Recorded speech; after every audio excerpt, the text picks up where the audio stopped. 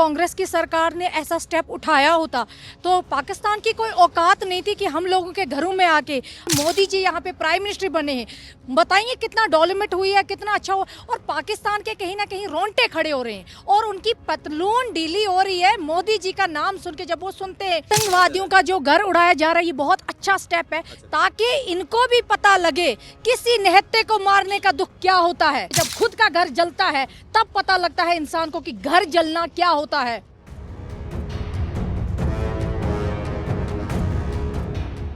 22 अप्रैल को पहलगाम में हुए आतंकी हमले के बाद से ही देशवासियों के जहन में बदले की आग लगी हुई है। हालात ऐसे हैं कि मोदी सरकार के हर एक एक्शन पर सबकी नजरें हैं। पाकिस्तान का पानी रोकने के साथ साथ उसकी सांसें रोकी जाएं, ये मांग कश्मीर के वो मुसलमान भी उठा रहे हैं जिनके बीच से ही कुछ लोग आतंकियों की मदद करने का आरोप झेलते हैं। पहलगाम आतंकी हमले के बाद से ही एनएमएफ न्यूज आपको लगातार ग्राउंड जीरो से स्पेशल रिपोर्ट दिखा रहा है। आम कश्मीरी मुसलमान इस हमले को लेकर किस तरह का एक्शन चाहते हैं, ये भी हम आपको बता रहे हैं। लेकिन इसी बीच एनएमएफ न्यूज के संवाददाता की मुलाकात एक ऐसी महिला से हुई जिसने भले ही हिजाब पहना हुआ था, लेकिन समाज की बेड़ियां ना ही उनके कदमों को रोक पा रही थी और ना ही उनकी जुबान को। इसीलिए आलिया नाम की इस महिला ने बेबाकी से अपनी राय रखते हुए सबसे पहले तो कांग्रेस का काला चिट्ठा खोलकर रख दिया। उन्होंने कांग्रेस को धमकाते हुए कहा कि अगर कांग्रेस कुछ गलतियां ना करती तो पाकिस्तान की इतनी औकात नहीं कि वो ऐसे घुसपैठ करे।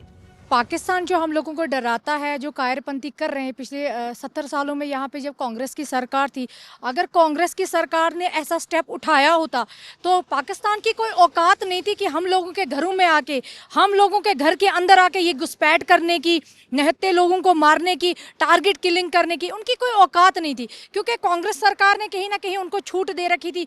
यहाँ पे जो अलगाववाद पलप रहा था कश्मीर में, तो यहाँ पे कुछ भी होता था स्ट्राइक करा देते थे। फ्राइडे के दिन बोलते थे कि नहीं, अभी उनकी कॉल आ रही है अलगाववाद की तरफ से, नहीं जी आज आप कश्मीर में स्ट्राइक करें, कश्मीर पूरा बंद है।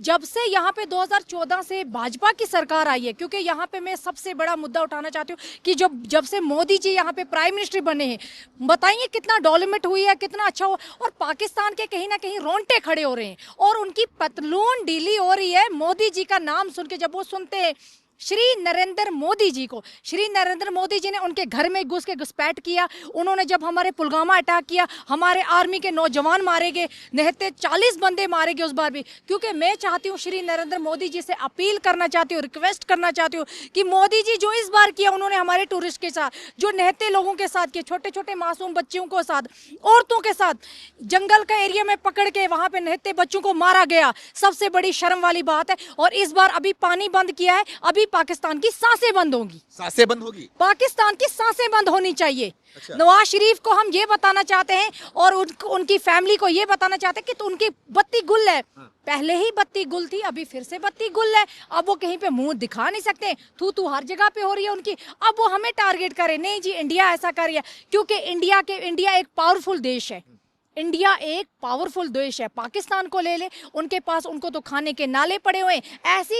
ऐसी हरकतें करते हैं, नहते लोगों को ला के जंगलों में, जब टूरिस्ट हमारा घूमने जाता है उनको वहाँ पे बेगुनाहों को पकड़ा जाता है। उन बेचारों को तो ये पता भी नहीं कि हमारी मौत हमारे पीछे है। आलिया यही नहीं रुकी, उन्होंने पहलगाम हमले को लेकर दुख व्यक्त किया और इमोशनल होते हुए क्या कुछ कहा, सुनिए। मैं रात को जब ये मंजर मेरे आंखों में आता है तो मैं रोने लग जाती हूँ। मेरे से सोया नहीं जाता कि जब वो खुशी अपने होटल से सुबह निकले होंगे, फ्रेश हो गए कि आज हम मिनी स्विट्जरलैंड में जा रहे हैं, तो मतलब उसके बाद और 3-4 घंटों के बाद उनकी लाशें, और कितना बुरा मंजर रहा होगा जब वो अपने घरों से निकले होंगे, खुशी से निकले होंगे, और यहाँ से एक गम का मातम उनके ऊपर छाया हुआ है।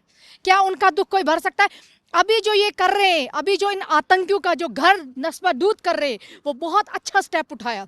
अच्छा उठा रहे हैं, जो आतंकवादियों का जो घर उड़ाया जा रहा है, ये बहुत अच्छा स्टेप है। अच्छा। ताकि इनको भी पता लगे किसी निहत्थे को मारने का दुख क्या होता है, किसी का घर उजाड़ने का दुख क्या होता है। क्योंकि जब खुद का घर जलता है तब पता लगता है इंसान को कि घर जलना क्या होता है।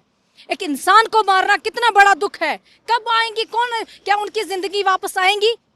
पिछले 30 साल अभी तक हमने ऐसा गंदी हरकत नहीं देखी जो हो रही है। मतलब जो हमारे निहत्थे टूरिस्ट को यहाँ पे मारे, कश्मीर एकदम पीसफुल हो गया था, नॉर्मल हालात थे यहाँ पे, और आते हैं ये लोग गंदी हरकतें करके और हमारे कश्मीर को बर्बाद करके चले जाते हैं। कश्मीर की इस मुस्लिम महिला ने पूरा जोर दिया और कहा कि पाकिस्तान का पानी तो रोक दिया, अब बारी है पाकिस्तान की सांसें रोक देने की। मैं यही कहती हूँ कि एक्शन ऐसा उठाएं जिससे मतलब एक पाकिस्तान के रोंगटे खड़े होने चाहिए। पाकिस्तान को अभी पानी बंद किया है, कल तक इनकी सांसें बंद करो, फिर इनकी अकल ठिकाने आएगी। इन गधे वालों के, इन गधे चलाने वालों के, क्योंकि गधे बेचने वाले लोग हैं वो लोग, उनकी अकल तभी ठिकाने आएगी जब हम लोग स्ट्रिक्ट एक्शन उठाएंगे। अभी कल से पाकिस्तान में एकदम भड़कम बजी हुई है। सलाहुद्दीन कह रहा है कि अरे मोदी तुम्हारी, अरे मोदी जी की सांसें क्या रोकेंगे, खुद की सांसों का ध्यान रखें, खुद का ध्यान रखें। वो एटम बम का वो धमकी दे रहे हैं, उनके पास परमाणु बम है, परमाणु बम से भारत को उड़ा देंगे। अरे वो यही धमकी, वो गीदड़ भक्ति है उनकी, धमकी ही देते हैं, बाकी कुछ नहीं कर सकते, बस ललकारते हैं मीडिया में आके, अरे हम ये करेंगे वो करेंगे। पहले खुद का घर संभालें, पहले खुद का घर उजड़ा हुआ है, लोगों को हमारे बारे में क्या सोच रहे हैं, किसी और के बारे में क्या सोच रहे हैं। और आपके माध्यम से एक बात बताना चाहती हूँ, कश्मीर इंडिया का है और रहेगा और अता उम्र रहेगा। पाकिस्तान की गीदड़ बंगती हम यहाँ पे कामयाब नहीं हो। जो मकबूजा कश्मीर हमारा उनकी तरफ है, वो लोग क्यों कह रहे हैं कि हम इंडिया के साथ वापस जाना चाहते हैं। उन लोगों को, वो लोग क्यों रोज स्ट्राइक करते हैं, आप लोग देखते हैं ना मीडिया पे, रोज उनकी स्ट्राइक होती है। वो कहते हैं कि हम कश्मीर के साथ, इंडिया के साथ वापस जाना चाहते हैं, क्योंकि हमारा बोल रहे हैं कि आज़ाद कश्मीर को देख ले, वो कितनी खुली सांस में जी रहे हैं, हर एक फैसिलिटी है यहाँ पे। मकबूजा कश्मीर में क्या है आप बताएं, खाने के नाले पड़े हुए उन बेचारों को। सब हमारे यहाँ के कुछ लोग हैं वहाँ पे, अपने ही लोग हैं, बताइए उनकी हालात क्या है। और कश्मीर को भी ले ले और उनको भी ले ले, कश्मीर में कितनी डेवलपमेंट हो गई है। वही हो ऐसा उनके बारे में करें ताकि इनकी 7 पीढ़ियां याद रखें कि हमारे साथ घुसपैठ करने के, हमारे बच्चों की रोजी रोटी छीनने का, हमारे बच्चों को भूखा रखने का नतीजा इनको मोदी जी, इनकी 7 पीढ़ियों तक इनको एक याद रहना चाहिए और एक मिसाल बननी चाहिए। लेकिन आप तो पहलगाम की रहने वाली ही हैं, तो पहलगाम के बारे में थोड़ा बताइए कि कैसा है पहलगाम आपका। अभी तो हम जाके आए थे, वहाँ पे पूरा सन्नाटा पसरा हुआ था, तो क्या इसके पहले भी इसी तरीके का दृश्य था या फिर कुछ अलग था इससे? नहीं जी, पहलगाम में एकदम समर में ले ले या विंटर में ले ले, एकदम चहल पहल होती थी हमारे यहाँ पे। हम क्योंकि हम पहलगाम के वासी जो हैं वो टूरिज्म के ऊपर ही डिपेंड है। खास तौर पे हमारे पास बाग बगीचे, इतनी अच्छी मतलब ज़मीन भी नहीं है ना, बाग बगीचे हैं। हम लोग मान लो कि हम लोग टूरिस्ट के ऊपर ही डिपेंड है। कश्मीर का हर क्षेत्र टूरिस्ट के ऊपर डिपेंड है। श्रीनगर को ले ले, गुलमर्ग को ले ले, सोनमर्ग को ले ले, क्योंकि ये जो जगहें हैं ये ऑलरेडी टूरिस्ट के ऊपर डिपेंड है। यहाँ पे कुछ और इनकम ऑफ सोर्स नहीं है। घोड़े वाला ले ले, टूरिस्ट होटल वाला ले ले, या फिर नाव वाला, को किसी भी क्षेत्र से ले ले, ये इसी के ऊपर डिपेंड है। अब जो दूसरी जगहें हैं वहाँ पे अपना अपना कुछ ना कुछ छोटा मोटा इनकम और सोर्स है, लेकिन ये जो जगहें हैं खास तौर पे ये टूरिस्ट के ऊपर ही डिपेंड है। सबसे बड़ा लॉस हम लोगों का हुआ है, सबसे बड़ा लॉस। सबसे हमारे बच्चे भूखे घर में बैठे हैं। अभी ये सोच, अभी अमरनाथ जी की यात्रा लगने वाली थी, हमें पता था कि यात्रा लगेगी, गरीब लोगों का रोजगार है। और पहलगाम के ऊपर, वो पहलगाम से जो नीचे डिस्ट्रिक्ट अनंतनाग, वो लोग भी हमारे यहाँ आते हैं। जो लड़के घोड़े चलाने वाले होते हैं वो दूसरी जगहों पे आते हैं, क्योंकि पहलगाम के जो लोग हैं वहाँ पे 7-8 और जिला है, वो भी हमारे ऊपर ही डिपेंड है, पहलगाम के ऊपर।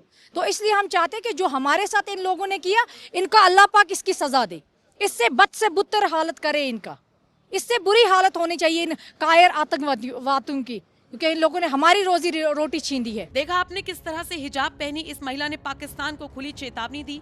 अब आप इस खबर पर क्या राय रखते हैं, कमेंट करके जरूर बताएं। पहलगाम से NMF न्यूज के लिए सुमित तिवारी की रिपोर्ट।